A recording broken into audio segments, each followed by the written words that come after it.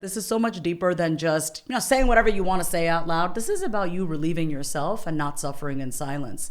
If our minds became a kinder place where things could thrive and grow, people wouldn't feel the need to take their own life. But we're not taught how to talk to ourselves. We're told to listen. Let's start the journey from when the journey began. I mean, not from the childhood. That might take a little hot minute. But from when you first started experiencing life in all of its intensity. Wow, that's such a good question. I would say the first memory that I have, and it is in childhood, that I remember my mom was dropping me off at nursery school. It was my first day of nursery school. My mom was a doctor and she was wearing her white coat and she dropped me off, and it was the first time I had experienced being separated from my mother in that way, because I'd always been raised by my grandmother, or my dad was home, or my mom was home. But this was the first time I left to go to school. And I remember feeling like a part of me had been cut off from me. And I just, that memory actually only resurfaced in these past few months, where I remembered how abandoned I felt. I know my mother was just dropping me off at school. That's what she was doing. But that's the first time that I remember feeling something that wasn't amazing. I felt something that wasn't exuberant. It was pain. It was like my mother is leaving me. That's the first time. And I think throughout my childhood, young adulthood, and adulthood, no one actually ever taught me how to regulate my emotions, right? Especially in the Indian culture growing up, it's don't talk about it, don't rock the boat, don't make a big deal. Chummaire is what my mom would tell me. In our language, Tamil, chummaire means be quiet. And so that's what I was told growing up. And so it's no surprise, here I am wanting to show people that when you learn how to talk to yourself with kindness, that and compassion and determination, and you become that encouraging, motivating voice for yourself, that you have the power to use your voice to not only hear your deepest thoughts, but also to use your own voice to motivate you. So many of us are seeking that feedback from other people and that validation from other people. But what if you could become that person for yourself? That's really what I'm all about. What is it that you felt, or how is it that you found that you were talking to yourself? Or what was it that you found that people tend to do when they're talking to themselves?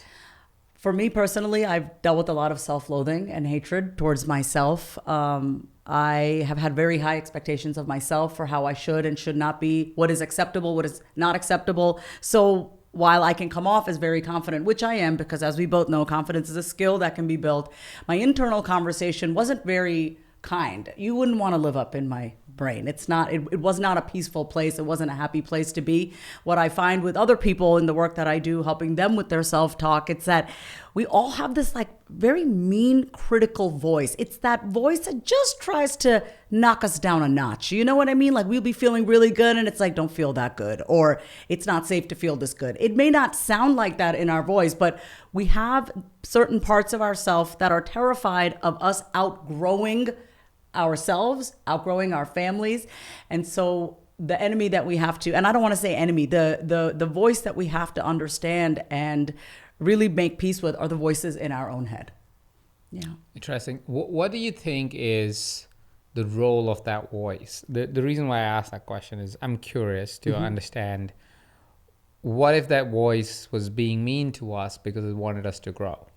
What's the role, and how do you know what's the role that it's playing right now? That's such a good question, Ajit. For me, I pay attention to how does it feel in my body when I speak to myself in that way. So you know this. We can say anything in a multitude of ways. There's always 10 different ways that you can say something. So for anyone who has a mean girl or a mean guy in their head, I want you to just, when you hear that, first you have to become acutely aware of that voice and pay attention to what it's saying and how it's feeling in your body. So if I want to motivate myself to get up, sure, I can say, get your ass up, Vasavi. That works for me, by the way. That works for me. Get your ass up, Vasavi. That works.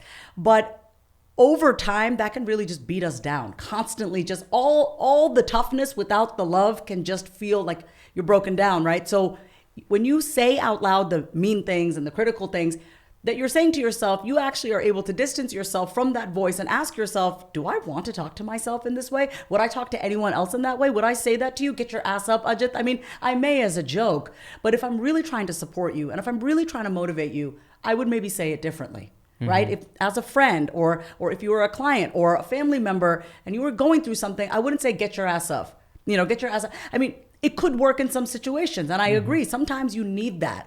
But like I said, it's not the best approach for sustained continuity, as a human or as a business owner, I'm just talking to ourselves in that way. So we have an opportunity when we say that mean thought that we're having about ourselves, that insecure thought, that doubtful voice in our head that's like, don't do that, don't say this. You say it out loud and then you can question and be like, is that actually true? Do I want to believe that? Do I want to continue talking about myself and to myself in this way? Beautiful. The reason why the inspiration of this question comes from, there's a gentleman, I don't know if you know about him. His name is David Goggins. Do you know? So he's written a couple of books. One of his book is, the latest one that came out is called Never Finished. Wow. And in that book, I was just listening to the book and I was just like, wow, that guy really talks to himself in many different ways. So I'm not in any way beating down on him. This is more of an acknowledgement to saying he's found a way to talk to probably both sides of it. I mean, it's a book, so I have only one directional information here. I can't really say how he is as a person. I've never met him. But what I found interesting about the book is he's found a way to even have his negative talk to him in a way where it fuels him instead of it feeling like, oh, you should, he literally, like, which I think is a technique I use as well, but he basically he says, I have two personalities in me. One is David and one is Goggins. David's a nice, sweet person that, acknowledges something going wrong and so forth. And Goggins is this beast that would just come out and suddenly you may go into, to the bathroom as David and come out as Goggins. And then you're like ready for competition, ready to run, even when your knee's hurting and so forth. So he talks about these fantastical stories of his life, which downright sometimes feel dangerous to me. And crazy. I'm like, I don't know. And crazy to some extent, because I'm like, wow, that guy is running while everybody and himself knows that his knee is kind of like in the worst shape that it can be at an age which is not that much. He's like 45 or 50 or something like that. But it's like he's not that old for his knee to literally be drained 3 times in 3 days or 10 days or something like that. And he's like, no, I'm going to run a 200-mile race or some shit like that. And I'm like, wow, that's an interesting way of kind of framing our voices in our head to say there's a David and the Goggins. I have an Ajit and an AJ. It's very evident to me when Ajit isn't playing, when AJ is in the play. AJ is a hard ass. When I have to negotiate a business deal, it's always AJ. That shows up. Even my wife calls me AJ when I'm talking business. She's like, that's AJ talking at this point, because it's very A plus B equals to C or not, or it works or it doesn't work. It's not a negotiation. I'm certain of certain things. And when Ajit's at play, he's very coach. I'm going to listen to you. I'm going to hear it out. I'm going to try to make a case but not necessarily push through something, versus AJ is almost non-negotiable in some way, where his demeanor is very, like, hey, this is what we're doing and I'm gonna get it irrespective or not. And I found that very interesting to also switch that. Have you found some version of that in the internal chatter and your philosophy of say it out loud? Oh my God, I absolutely love that you brought this up. So as a trained actor and a voiceover artist, one of the things that we do is tap into the different parts of ourselves. It comes from internal family systems, parts therapy. Inside each and every one of us are different parts. Some of these parts we've embraced. These are the parts that are more acceptable, right? And then we have other parts of ourselves that we're like, ugh, I'm not gonna show this part to people, right? So I love to tell people to name their parts. So let me share some of my parts with you. I have vulnerable Vasavi. This is the Vasavi that is softer and is more in touch with her heart, and she's willing to share a side of herself that she may not normally share. I have vicious Vasavi. Vicious Vasavi will come out guns blazing if you cross the line. I mean, she doesn't come out often. We have her at bay. I've managed her anger and her reactivity, but I have a vicious side of me. That's okay. It's okay to have a vicious side of you, because sometimes you need that part of you. Sometimes you need that part of you to stand up for yourself. So don't disown or say, I don't like this part of me. Stop not liking parts of you. It's a part of you. It's about using that to help you. I have another side of myself, which I'm just tapping into, by the way, called Vixen Vasavi. This is like the sexy, sensual. What is she like? I'm still exploring this part of myself. I also have Vigilant Vasavi. This is the Vasavi when I want to set my mind to do something, hell or high water, I will get it done. You need vigilance to do that. That's a certain energy. That's a certain vibe. You speak differently when you're vigilant. You speak differently when you're vulnerable. So we have the ability and like, it's an experience to be able to play with your voice, right? Like when you're in business, and I've heard you, and I've called you up for money advice, and I call you for a reason, because I want that part of Ajit that's like straightforward. There's not a lot of emotion involved. Just tell me what to do. I need clear black and white. And maybe when and actually I've spoken to you about my father, and how speaking to my, how stuff about my father brings up emotions. And when I talk to you, I'm not looking for business AJ. I'm looking for dad, Ajit, the one who's so compassionate, and you have, elderly parents too. And so you then tap into a different side of yourself. So yes, to everything that you said, and I want to invite everyone to take the time to understand these different parts of ourselves and use them to your advantage. Yeah, beautiful. And there's another book recommendation called No Bad Parts. I think it's from a therapist, and I think the process called internal family systems. I could be wrong about the exact system name and so forth, but the book definitely, I feel like it's called No Bad Parts. And in the book, he talks about really extreme cases of sometimes going into even bipolar disorder, where he kind of acknowledges that all these different parts of you, like different parts of Vasavi, different parts of Ajit, or Ajit, sometimes I say my own name wrong, different parts of Ajit are basically parts that were created because of different events in our lives. And those parts are important because that built a characteristic to survive, and to thrive in such circumstances. And they built an attitude, the persona, and the personality that would support that particular act. But that doesn't have to be your default all of the time, because you're actually, when not acknowledging another part of you or utilizing another part of you, take away the full power that you might have, or full capability that you might have. It is having many different Iron Man suits. You can yes, use the default Iron Man suit, or you could use the Hulkbuster when you're fighting Hulk, right? You need a different suit for a different kind of a problem that you're going to resolve.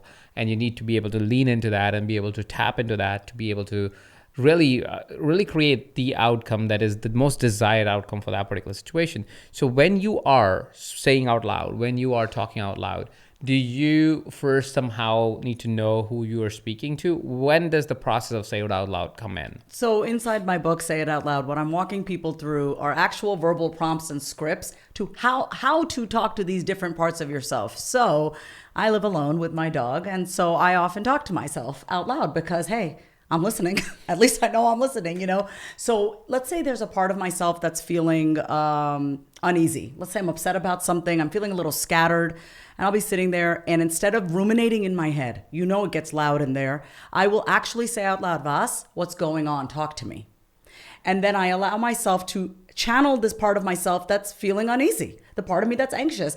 And that part of me comes out, and I give that part of myself space to speak. And I'll say, I'm feeling overwhelmed. I got this to do. My calendar's feeling overwhelmed. I don't even know when I'm going to have time to da-da-da-da-da. And then we tap back into this wise part of ourselves. And I can say, well, let's, what do you need to do to feel organized? What do you need to do? And so and then I can go back to that part of myself and say, I kind of just need to sit down and look at everything that's on my plate. I need to organize. Here's the thing, Ajit. I know it sounds crazy. I'm actually talking to myself, different parts of myself. But we cannot keep relying on other people all the time. This is helping you when you can talk to yourself and access different parts of yourself and let that part speak. You don't really have to go to other people, because what my philosophy is that every single one of us has the wisdom, has the intuition. We've just broken off from it. So what's interesting, what you said is, I think it's more true than we are anyways always talking to ourselves. Let's be very real. Yes, I'm just inviting you to say it out loud. Yeah, I think we are always talking to ourselves. It's just so quiet when you're talking to yourself that often you don't recognize that you are actually talking to yourself. And when you are talking to yourself in your own head, what tends to happen is because it's not verbal. And that's, I'm just saying why and where I find your methodology really powerful and useful is when I'm talking to myself just in my head, I'm very quiet as a person. Like when I'm thinking. But I've often observed that when I'm just talking to myself, I don't know when the conversation ends.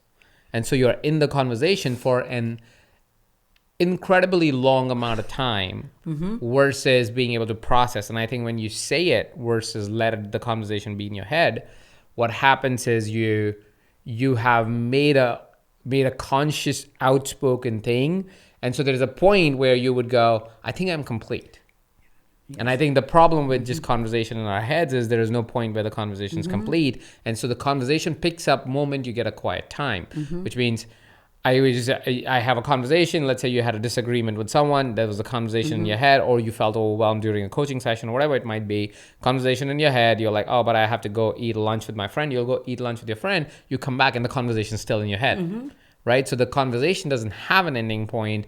And because it doesn't have an ending point, you tend to be in the emotion of that conversation, in the beingness of that conversation, in the unproductiveness of that conversation for a significantly longer time than if you just say it out loud. What do you think about that? Absolutely. And here's the other thing. If you're constantly in your head ruminating and you haven't said it out loud, you cannot be present with yourself or other people. For me, ultimately, Ajit, and I want everyone hearing this because I know everyone listening to the podcast, they're coaches, they're creatives, they want to, really have an impact on this world.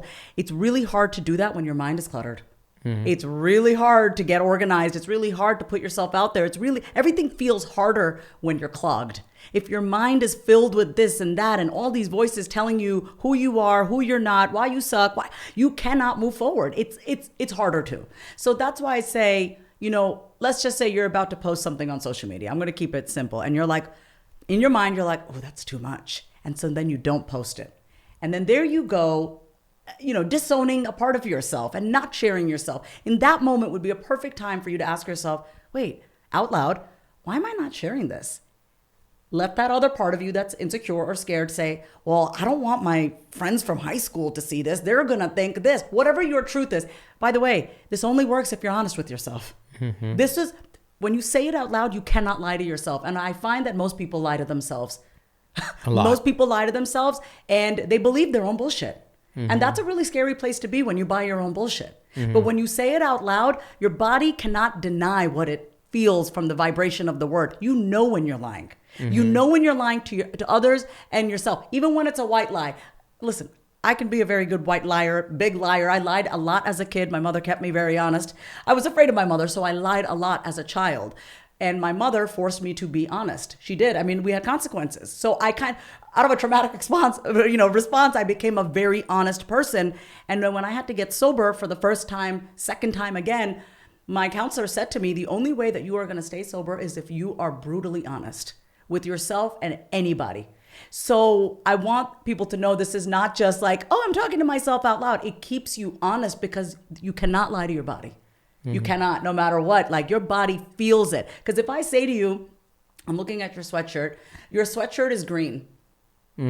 Inside, I actually just felt like, no, it's not. I felt it. It's like, no, it's not, because I'm saying the word green, but I know that it's blue. You can't lie to yourself when you say it out loud. That is so true. And I feel you're so spot on when you say a lot of us lie to not only ourselves, we do it so we can lie to the world.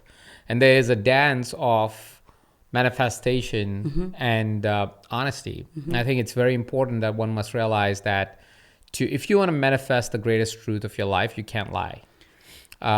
What context-wise, what I find, and this happens with my groups all the time, is that I would go, okay, what's your goal? And they'll go, or what do you think you can do in the next 30 days? And they would come up with obscure numbers that I know are not true, even if they also know it's not true, but they would say it. Like, for example, I was just doing this exercise with somebody and I kind of went, okay, what do you think if you had all the resources for the next 30 days, what can you create? And they said, $1 million.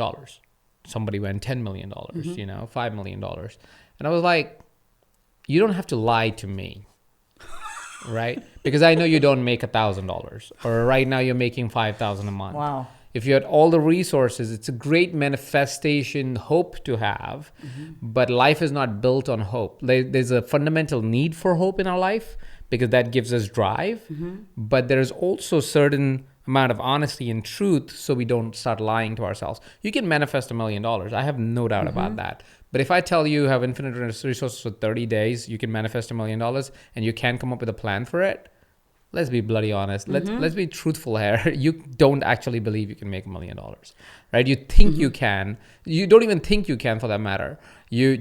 You're saying it because you feel this principle of manifestation of saying, oh, you must dream big. Yes, but you need to believe that big dream as well. You can't just go, I'm going to just go dream big. That's not how dreams work. Dreams also look for some sense of honesty, some sense of evidence, some sense of truth within it to say, well, this dream can work. If you chase a dream that in your body, in your soul, you're like, there's no way I'm getting this. You could dream whatever dream. It's not going to happen. And it is not because you're not capable. It's because you're starting from a foundation of lies. Be truthful and be real. Even if you're lying in front of other people, if you really need to, I don't know why you would need to. Just start by being just real and honest. I'm so honest with myself of saying what my skill is, what my skill is not, what I can create, what I can't create. It doesn't mean I don't have bigger desires. It doesn't mean I don't have more hope. It simply means that I know where I am right now, so I can operate from that reality instead of this arbitrary hope that I may project into the universe and say, oh, universe must catch up to me. It's not gonna. So I appreciate that you asked, you don't have to lie, just say it. And I want to acknowledge that, dishonesty comes from shame. We lie because we're ashamed. We lie because we don't want people to think we don't have this shit figured out. I'll be completely honest. I was talking to your wife the other day about investing, and I don't know much about investing. I've been in a season where I'm building back, myself financially, paying down debt. I feel really good. And I was talking to your wife, and I noticed, and although she didn't make me feel this way, I noticed there was a little bit of shame, like, oh, Vas, you're 40, you should know this by now. Of course, your wife never makes me feel any sort of way. She never makes me feel small or stupid, but I had my own shame. But because I say it out loud and I'm in the practice of just being honest about where I'm at, I get the help that I need. She gave me some great tips on investing. I'm already doing it. But my point to everyone is, don't beat yourself up if you lie. You need to know that you lie because you have shame. And I want you to know that the solution to shame, to shrivel that shame, is to say it out loud. Because when you keep those secrets in here and here, they do seem so much bigger because they're eating you up. They're taking up space. But when you say it, and here's my caveat, you have to say it to someone who you feel safe with. I am not going to share my shit with someone who's going to throw it in my face. I know exactly who to go to talk to what about. And so I want everyone to know that this is more than just talking to yourself out loud. It's more than just an alternative guide to journaling and verbal prompting. This is about freeing yourself from shame. Some of you are not getting the help that you need because you're so afraid to say, I don't know what the hell I'm doing. Yeah. So if we got over ourselves and allowed ourselves, and that's why we need community, communities like EverCoach and all the things that you've created and I've created. When you have a place that you can say it out loud, you can free yourself so you can keep it moving.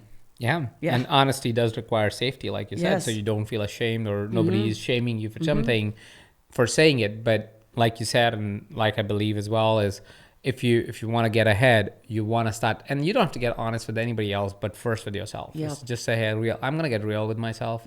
And when you're real with yourself, you really get the truth of your own life. And that, I think, is the first truth to find, is like, where am I? What do I really want to create? What do I need to get? Where do I need to learn? Where do I need to get my act together? And saying out loud, honestly, to yourself helps you really see it. I've done a version of what you share and teach in your book, and share and really demonstrate to individuals to do in your work, in your book, with your prompts and so forth. I've done a version of that, and that probably is one of those things where I was able to then finally move forward. I was in the trap of my mind of constantly, like just beating myself down or thinking something's not possible, to say, hey, here are my strengths, here are my weaknesses, and here's what is real and what's not real for me. Here's what my desires are, and I have no capability for it or little capability for it, but I can build whatever capability for it. And with that reality, with that honesty, with that truthfulness towards myself, I could create the right partnerships. I could find the right people. I could build the right skills. I could say yes to things that I knew I was capable to build in a short period of time. there's a system that I'm building right now. By the time this comes out, hopefully that system would be complete, or at least would have either it works or not. It's called Mishogi 60. And that's basically putting yourself through 60 days of kind of challenge of what you are really capable of. I call it pain through growth. Growth through pain. Yeah, growth through pain, which is basically finding things that you find really painful in your life, like things that are difficult for you, but you really want to have. Like, for example, for me, it's I love doing this, the long form content. But if you tell me, Ajit, let's record something for social, I'm going to come up with whatever procrastination. I would talk about how the camera is not the right camera or whatever the heck it is, right? I will find the reason why to not do it because 90-second content is not something that I know enough about or I've practiced enough, but my desires are in that field. My desire is that I should be able to communicate an idea in 90 seconds and in 90 minutes, in all of that range, right? It shouldn't be, if I am committed to serving humanity, I should be able to communicate an idea in whatever time frame is required. But I have inherent resistance to it. And so I said, okay, I must create 5 pieces for the next 60 days every single week. I must drink 4 liters of water because that's one more thing that I know it's so hard for me to do. I always not drink water. I must eat 120 grams of protein. I must work out twice a day. Which is one movement outside and one movement inside the gym. I must reach out to 2 new people every single day. New people or people that I want to build a relationship that I already know. Because again, that's something that I'm not very good at, and it's very hard for me to reach out. So these are difficult things for me. And I said, I'm going to put myself through all of these things, but I had to get real. 2 people a day is actually not a big number, right? From anybody, from let's say somebody like you or Nita, 2 person a day, you're like, I do that in the first 2 minutes of my day. What are you talking about? I do. Yeah. I'm like, I don't know what you're talking about. Why is it so? Note. So send me a voice note first thing in the morning and say good morning. Keep it simple. You know? Yeah, but what I'm trying to say is like for somebody listening, you're like, that's difficult for you. That's really hard for me. But I had to get honest with myself to say, this is going to be really difficult because I usually would respond to a message, but I would not initiate a message. It's just where I am in my life. But I said, if I truly care for my friends, which I do, why wouldn't I initiate a conversation? Why wouldn't I push forward for that? If I'm creating a version of my well-being, why wouldn't I find an hour every day, 30 minutes in the morning, 30 minutes in the evening to go through physical pain? Like I had calls starting at 9 a.m. So I was like, I'm going to be in the office at 8 o'clock in the morning, run 30 minutes, come back, take a shower, get on my call, and then do all day of podcasting with you. And that's like, I'm like, you find a way, but it's hard, but you got to get so honest with yourself and say, I am going to fail. And I'm not saying in any way that I will hit all the numbers. Water is not hitting every day. It goes, I'm supposed to drink 4 liters of water. So I usually end up at 3.5. And after that, I'm like, I've peed too much today to be able to finish the 4 liters. But I will get there, I'm sure, by the end of this journey. But I think that's where saying out loud, saying that this is where I am and it's absolutely okay that I am and that I will fail and I can give myself some grace here and keep building this new attitude, the new version, new identity of myself so I can create this new reality. I think it's powerful for any individual. And I think saying out loud is one of those things that would help you become really real with yourself. And I think that's something that misses in us sometimes. Well, here's the thing. Most of us walk around really afraid of other people. We're intimidated by their reactions. We're intimidated of what they're going to think about us. And I'm reminded of that scene, and I talk about it in my book, this last scene of the movie 8 Mile with Eminem. He's in the rap scene battle with G Rabbit, and they're battling back and forth. And G Rabbit basically, he's been the whole time just talking shit about Eminem, how he's white trash and how his mom is this and that. And so Eminem eventually wins the battle. And he was like, yeah, I'm white trash. Yeah, my mom is this. Yeah. And then he's like, whatever, I'm out. And he wins this rap battle. And I look at that as Eminem owned his shit. He owned the truth. What can you possibly say to me to intimidate me or make me afraid that I don't already know about myself? You think I'm crazy? Cool, I think I'm crazy too. You think I'm aggressive? Yeah, I know I can be aggressive. You think I'm a little annoying? Yeah, I know that about myself. Like, no one can fuck with you when you're honest with yourself, when you're real with yourself about everything. Even like, I resist drinking water. It's like, you're not insecure anymore. Yeah. You're not insecure anymore because you own it. So I'm not walking in like, what does Ajit think about me? I don't care what you think about me. I know what I think about me. And what I think about me matters more. And the way we learn to think highly of ourselves, it has nothing to do with perfection. It has to do with being honest with yourself. You respect yourself when you are brutally honest with yourself, like so honest to the point that it hurts, but you're willing to hold that and still be good to yourself and not don't beat yourself up with that awareness. That's not what you do with awareness. You don't get aware about yourself and honest and then beat yourself up with the truth. You go, okay, great. I have resistance around getting on camera. I have resistance around, moving my body every day. Okay, great. Here's where I'm at. What do I want? Okay, great. What's the next step? What's one thing that I can do easy, small, that I can just begin the first step? It's such a beautiful process of being real with where you're at, not beating yourself up over it, getting clear and committed on what the heck you actually do want, and then take the action. Absolutely. It's so very important. I think it's an important step in the journey of talking out loud or saying out loud.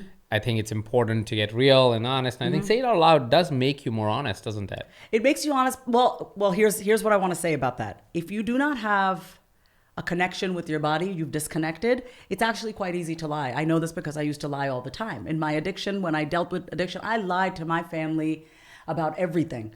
And I've cleaned up all of it. I've come clean with all of it. That's part of our recovery, is that we're honest about everything. But I obviously was not okay lying. I was not okay being a liar, but I could justify it because my body didn't have to feel it so much because I was so disconnected and removed. So it does keep you honest. It will feel uncomfortable at first if you've been in the habit of lying to yourself and just sweeping it under the rug. It will be new at first because you're rebuilding a relationship with yourself. Think about it. If someone breaks your trust over and over again and lets you down, Ajit, over and over again, you're going to be cautious being friends with that person again, right?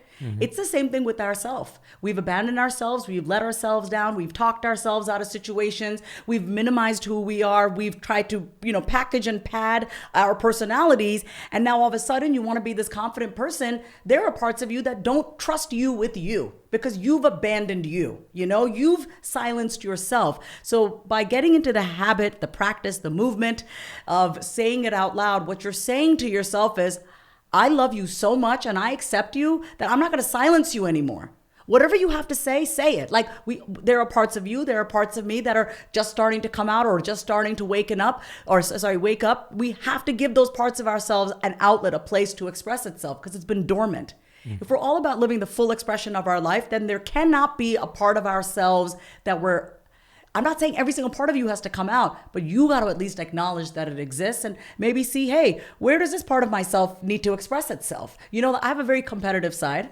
I'm very competitive, mostly with myself. I don't feel the need to compete with other people, but I love that aggressive side of me. I don't feel like being aggressive with people. So what do? I play tennis. I get to smash the hell out of the ball. I get to curse. I get to talk shit to my opponent. My point is, we don't need to stifle these parts of ourselves. We need to find outlets for it to express itself so we can live our lives more courageously and boldly and free. Beautiful, beautiful. And is there a way that you got to this system of say it out loud? Did you find this somehow, or it was just a personal? How did that happen? Yeah. So when I was diagnosed with bipolar disorder when I was 19 years old, so I have bipolar disorder type 1, which means, and this is not my reality anymore. I've worked very hard on my own emotional stability and mind management, but it's typically 7 days of hypomania with about 2 weeks of deep depression. And that usually coincides with my menstruation cycle because it's hormonal. That's how it used to be. When I was first diagnosed, I was 19 years old. What did I know? But I remember reading about mania, and mania always, one of the symptoms is racing thoughts. And I just thought having racing thoughts was normal. I thought it was normal because my young adult years and my teenage years, I was very, I didn't know how to channel my own energy, right? So my mind was just going all the time. But when I was diagnosed, just because, knowledge is one of my core values, I went to Barnes & Noble and I looked up everything I could about bipolar disorder. And I remember reading about these racing thoughts and slowing them down. And so I was driving in the car and I was acutely aware of how fast my mind was going. And I said to myself, why don't I say each of these thoughts out loud? What is like the way I learned to slow my mind down was by saying the thoughts out loud, because the minute I said it, it came out of my head. The minute I said it, it came out of my head. My mind started to slow down. So that's how it began. It began as a way for me to understand my own mind. I think it's pretty ironic that I'm writing a book. I mean, here I am diagnosed with a mental illness, and it's like I'm telling people to read my book about talking to the voices in your head, but who better than someone that had to? I had to learn how to slow my mind down because, and I want to share a personal story why this matters so much to me. My father's younger brother, Lakshmi Kumar, he was 30 years old when he took his own life. And I was 10 years old when my uncle passed. And I remember my father told me how he killed himself. He had hung himself from a fan. And at that age, I was like, wait, someone can take their own life? Like, I never knew what suicide was. And at that moment, my dad said, yeah, his mind attacked him. That's how my dad explained it. And that's how I also interpreted it. So when I got diagnosed when I was 19, I remembered my uncle and I said, he didn't know, his mind attacked him and that's why he took his own life. I don't need to be like that. So when I got diagnosed, I almost feel like I was able to kind of break this curse in our family of mental health not being addressed. Because at the time when he took his own life, he was in India. They just thought he was an alcoholic and whatever, but he had very deep depression, my uncle, and he felt like he had no other way out than to take his own life. And I don't think, if I could say anything to everyone listening right now, is that this is so much deeper than just, saying whatever you want to say out loud. This is about you relieving yourself and not suffering in silence. I don't think anyone should have to take their own life, and I believe that if we could talk if our minds became a kinder place where things could thrive and grow, people wouldn't feel the need to take their own life. But we're not taught how to talk to ourselves. We're told to listen. Mm-hmm. We're literally not taught, hey, be kind to yourself. It's more like, well, this is what I'm telling you to do. Be obedient, right? Mm-hmm. Be obedient, don't whatever. So I'm teaching people how to talk to themselves. And it's funny because I've hated myself most of my life, but I've had to learn how to make my mind a kinder place because I know the repercussions of what happens when your mind attacks you and you don't have sovereignty and like control and the ability to manage your mind. I don't want to be at the beck and call of my mind. I want to use my mind to execute. I don't want to use my mind to make life-altering decisions. I want to use my body and be in touch with my body to make those decisions. And then I want to use my mind to execute. But some of us are living so much up here. We live in a society where it's very neck up. It's like everything is up here. And I'm trying to get people to get out of their minds and get back into their creative spirits. Mm-hmm. And we do that by emptying our mind out. And we do that by saying it out loud. Beautiful. I think it's a very powerful method for sure. Thanks. And it's so useful, especially when you're by yourself. For sure. Because that's when the mind tries to attack you in a way.